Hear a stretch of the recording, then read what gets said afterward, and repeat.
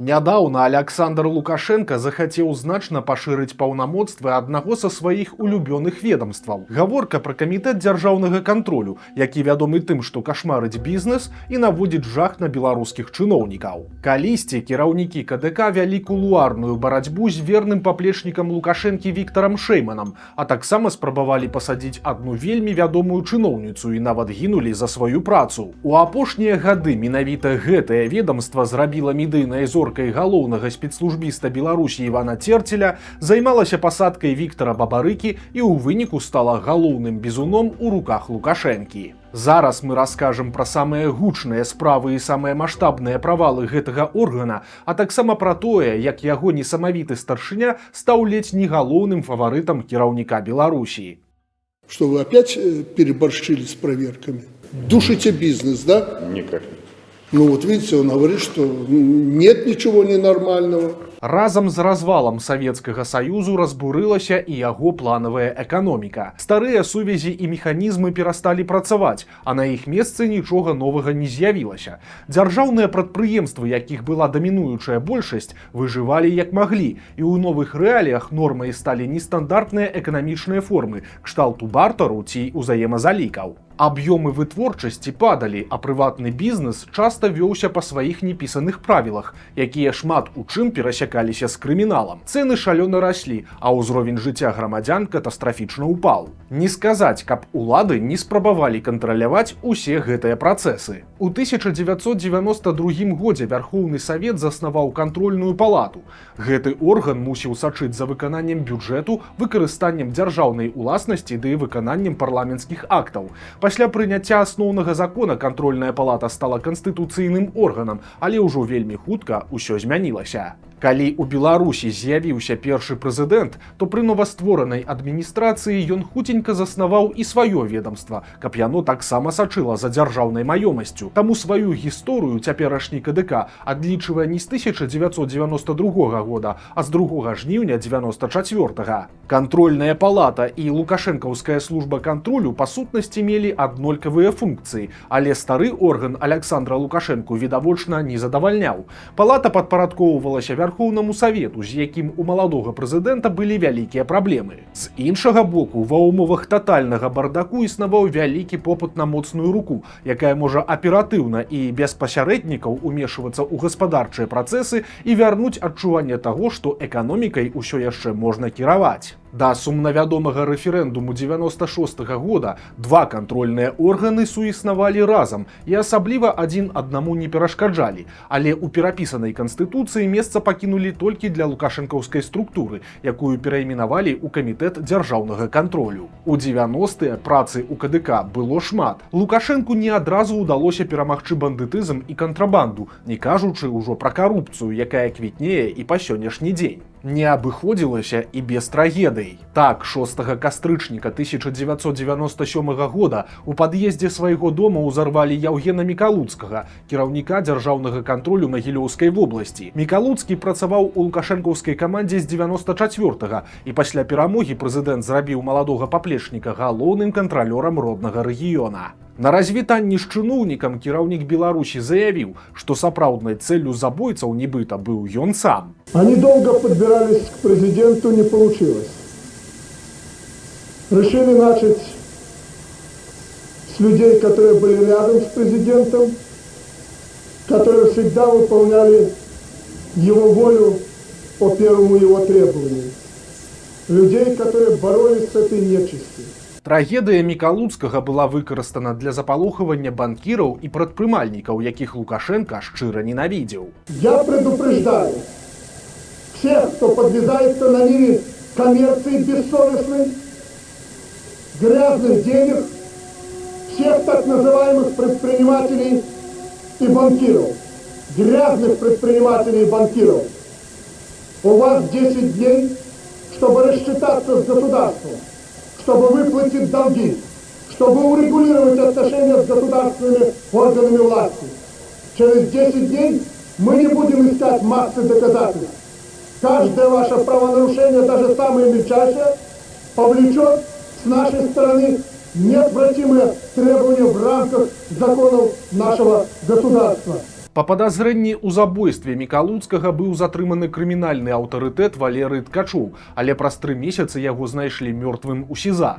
Не абышлося і без палітычных чыстак. Меркавалася, што забіты чыноўнік выкрыў карупцыю з удзелам міністра сельскай гаспадаркі Васіля Лявонова, але датычнасць кіраўніка Мінсельгасу да замаху не пацвердзілася. Яўгену Мікалуцкаму прапаноўвалі пасмяротна прысвоіць званне Героя Беларусі, але ў выніку ўлады абмежаваліся вуліцамі ў яго гонар у Магілёве і Шклове. Першым афіцыйным старшынёй камітэта дзяржаўнага кантролю лічыцца Мікалай Дамашкевіч. Былому старшыні Віцебскай абласной кантрольнай палаты давялося працаваць у новых умовах. Рэферэндум 96-го года ліквідаваў незалежнасць кантрольных органаў, і КДК стаў падпарадкоўвацца непасрэдна прэзідэнту Беларусі, а яго кіраўнік прызначаўся ім асабіста. Аматар бясконцых праверак Дамашкевіч хутка стаў любімчыкам Лукашэнкі і нажыў сабе ворагаў у першую чаргу сярод чыноўнікаў.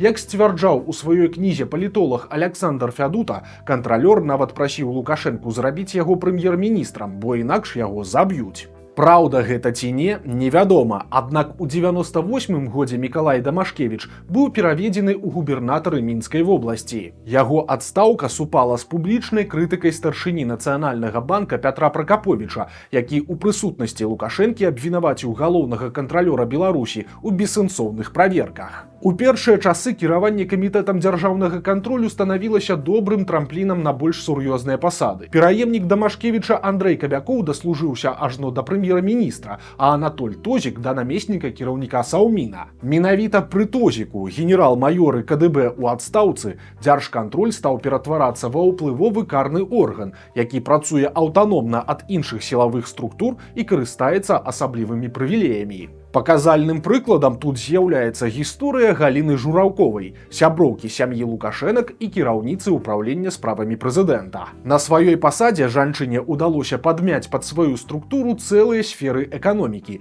і камітэт дзяржаўнага кантролю спакойна назіраў за тым, як дзяржаўная маёмасць становіцца уласнасцю бізнес-імперыі кіраўніка Беларусі. Але калі Жураўкова зусім перастала саромецца, то на стол Лукашэнку хутка лёг даклад ад кіраўніка КДК пра злачынныя схемы самай уплывовай жанчыны Беларусі. Пасля гэтага яе арыштавалі і асудзілі на 4 гады калоніі. Аднак да турмы Жураўкова так і не даехала, бо адразу пасля прысуду Лукашэнка яе памілаваў. Анатоль Тозік на сваёй пасадзе кулуарна змагаўся супраць непатапляльнага Віктара Шэймана. У 2006 годзе, падобна, апошні перамог, бо старшыню КДК адправілі на так званую далёкую дугу паслом у Кітай. Але ўжо праз 4 гады Тозік вярнуўся і быў прызначаны віцэ-прэм'ерам. На гэтай пасадзе чыноўнік запомніўся дзіўнымі прапановамі кшталту ўвядзення лімітаў на бясплатныя наведванні паліклінік.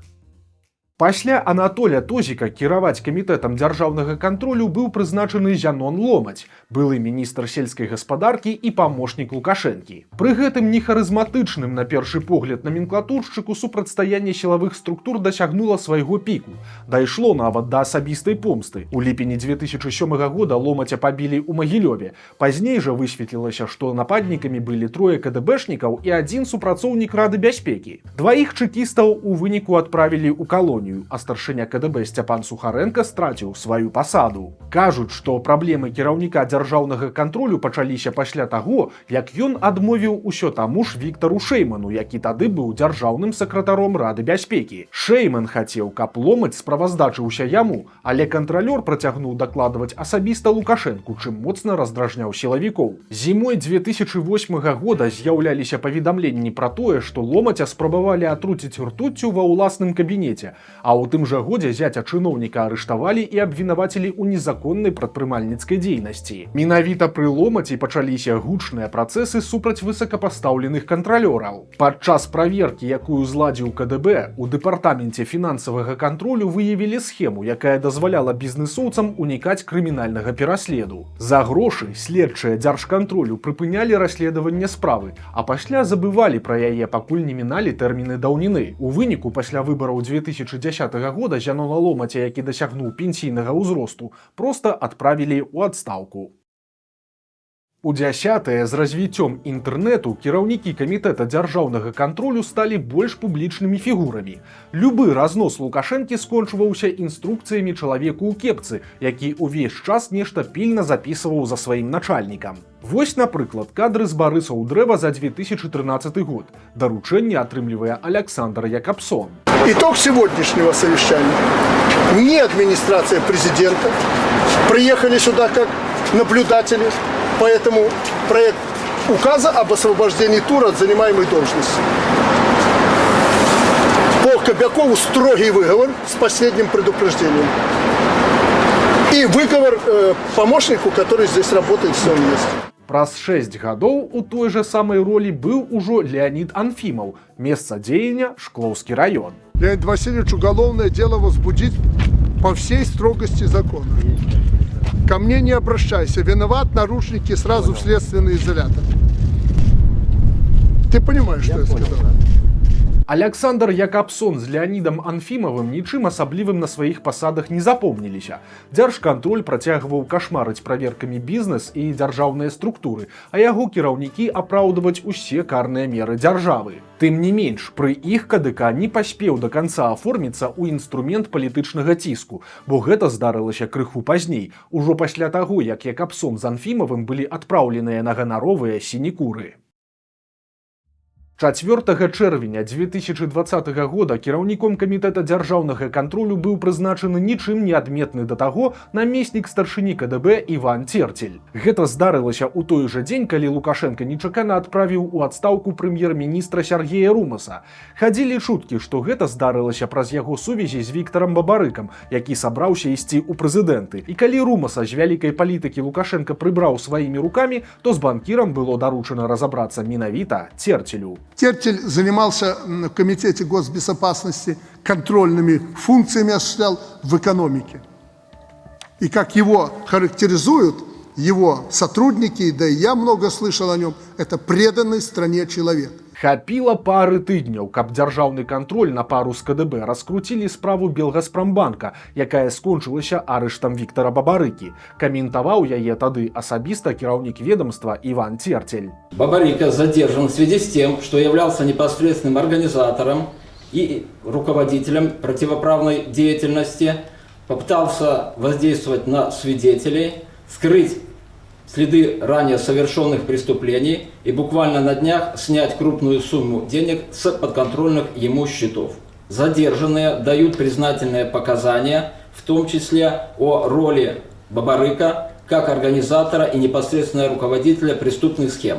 У дзень затрымання фаварыта прэзідэнцкай гонкі Церцель таксама правёў сустрэчу з заходнімі дыпламатамі.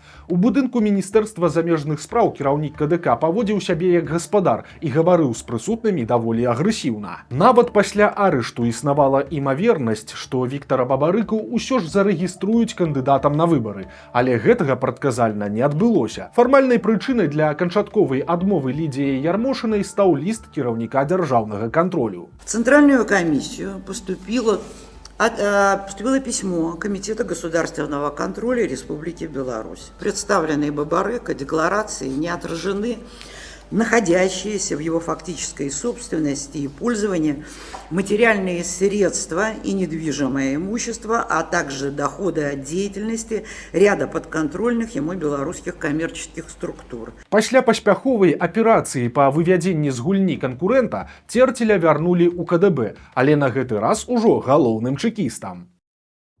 З верасня 2020 і па сёння КДК ўзначальвае Васіль Герасімаў. Прызначаючы яго, Лукашенко загадаў, каб два камітэты дзяржаўнага кантролю і дзяржаўнай бяспекі працавалі ў шчэпцы. Иван Станиславович, и вам придется работать вместе по некоторым направлениям, особенно по вопросам борьбы с коррупцией, вопросам финансовых правонарушений и преступлений, и казнократством.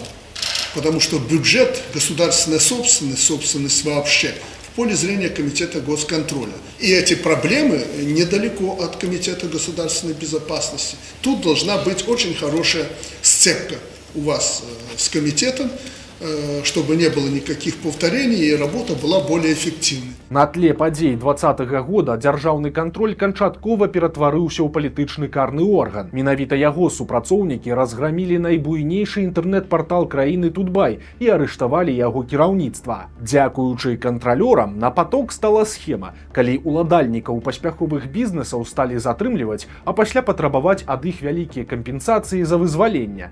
Праз гэта прайшлі рэтэйлеры, забудоўшчыкі, страхаўшчыкі і банкіры. Іншых няўгодных выціскалі з краіны, а драбнейшыя фірмы проста забівалі праверкамі і штрафамі. Калі за шалам палітычных разборак і пачаткам вайны, які прывёў да шматлікіх санкцый у краіне, агаліліся вялікія праблемы, то Васіль Герасімаў нечакана стаў адным з любімчыкаў кіраўніка Беларусі. Лукашенко прыдумае ва ўмовах інфляцыі трымаць цэны, дык дзяржкантроль тут жа пачынае кашмарыць гандлёвыя сеткі і пастаўшчыкоў. Лукашенко ляпне пра стан дарог, дык КДК хуценька ладзіць гарачыя лініі. З'явіліся скаргі на медыцыну. Герасімаў на нарадзе аператыўна перакладае віну на чыноўнікаў. Василий Николаевич, давайте не будем перечислять факты. Фактов этих миллионов людей хватает. Вы говорите направление. Не вовремя исследования проводят, не вовремя лечат. Очереди бешеные, начиная от коленных суставов, заканчивая мозгами. Так? Да. Если только вы мне до 1 января не вылечите всех, кто в очереди стоит, пойдешь в тюрьму. Ды і ўвогуле, у апошні год склалася нетыповая сітуацыя, што кіраўнік дзяржаўнага кантролю стаў дазваляць сабе публічна і ў прысутнасці Лукашэнкі крытыкаваць міністраў і губернатараў. Это прямой путь коррупции. Если каждое должностное лицо в государстве начнет подписывать бумаги субъектам хозяйствования, и мы обязаны будем это руководствоваться, будут подписывать все, что надо. А примеров, я еще раз говорю, примеров, когда один и тот же орган по-разному трактует с точностью наоборот, более чем достаточно. Дайшло нават да публічнай сваркі Герасімава з былым кіраўніком Віцебскай вобласці Александром Суботиным. Лукашенко ў выніку не змог вызначыцца, на чьім ён баку. Первый зам запретил своим подчиненным давать нам информацию в устной форме. И где этот первый зам? Почему он у вас с наручниками не ходит по Минску или не находится в местах не столь отдаленных? Если это так. Это так, это было непосредственно перед селектором. Это правда. Минуту, ну что неправда? Вся информация в любом доступе, в любом формате. Мы ничего не скрываем, даже, может, показываем больше, чем нужно. Наталья Ивановна, сегодня-завтра разберитесь, где что было и как, и доложите мне. Ну, ясно, не дали информацию какому-то областному вашему руководителю. Ну, так там есть губернатор. Вот он говорит, неправда. Ну, а вы к губернатору обратились? Я информацию взял, но некоторые думают, что если они будут что-то скрывать, ситуация в области улучшится. Я информацию найду в любом случае. Василий Николаевич, я это и понимаю. Васіль Герасімаў, якога відавочна недалюбліваюць чыноўнікі, ніколі не быў заўважаны за крытыкай іншых сілавых структур. І гэта дазваляе яму не паўтараць лёсу Зянона Ломаця і заставацца ў фаворы Лукашэнкі. Тым больш, што галоўны кантралёр рашае важныя дзяржаўныя справы. Напрыклад, калі ў Беларусі знікла бульба, то Герасімаў хутка высветліў, што ў гэтым вінаватае не ручное кіраванне цэнамі, а ненавісныя камерсанты і іх палітычная змова. Всего хватает у нас.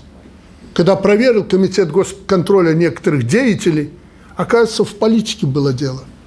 Бульбы хватало, ну где-то придержали, чтобы показать, что вот президент в ценообразование вмешался, поэтому вот результат. А когда он с наручниками пришел на стол, положил, бульба появилась. Тым не менш, не абыходзіцца без эксцэсаў. Так, у пачатку 2024 года былі затрыманыя некалькі афіцэраў цэнтральнага апарата дэпартамента фінансавых расследаванняў. Яны прыдумалі схему па шантажы бізнесу, блакавалі рахункі кампаній падчас праверкі, а пасля патрабавалі грошы ад кіраўнікоў за станоўчае вырашэнне сітуацыі. Хтосьці з пацярпелых паскардзіўся ў КДБ, што прывяло да пачатку гучнай справы, аднак на Герасімаве яна ніяк пакуль не адбілася. Приводились примеры по этим делам, так это только так сверху прошлись по вам. Не делайте это. Лучше жить очень плохо, но на свободе. Сегодня ты контролер, завтра ты нарушил закон, туда.